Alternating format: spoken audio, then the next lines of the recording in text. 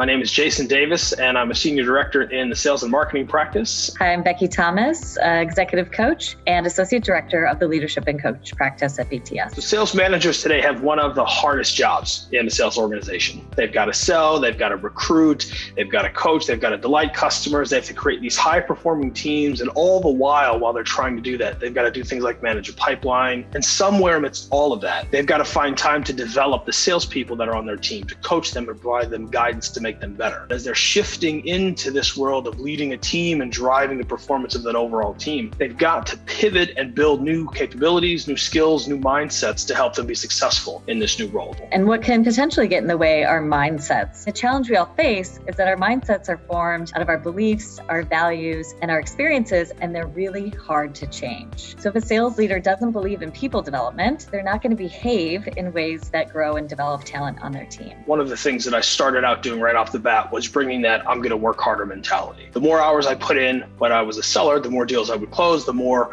success that I would have. But I quickly realized that it wasn't anywhere close to scalable. So for me, a lot of my shift came in recognizing that it wasn't about me doing it side by side or even doing it for my sellers, but really working with them to get them to be able to do it. What we often see is the mindset of a seller is, I have to do it all and I'm known for the results that I get. And when you're a sales manager, you have to be known and have the mindset of, I'm going to now be known for the results my people get. And so it's really that shift in mindset that is required. And it's tough. It is tough for people who are high achievers, who accomplish a lot, to be able to let go and trust and empower their teams to do the work.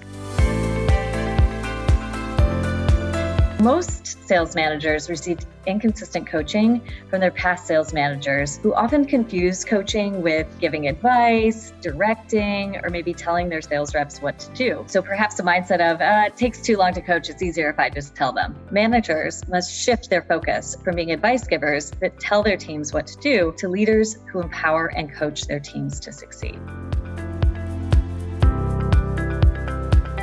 So what is coaching? So professional coaching for sales managers is a series of conversations between a sales manager and a coach. So you're looking at, where am I at today? Where do I want to be in the future? And you now have a roadmap. And this is where one-on-one coaching plays a critical role.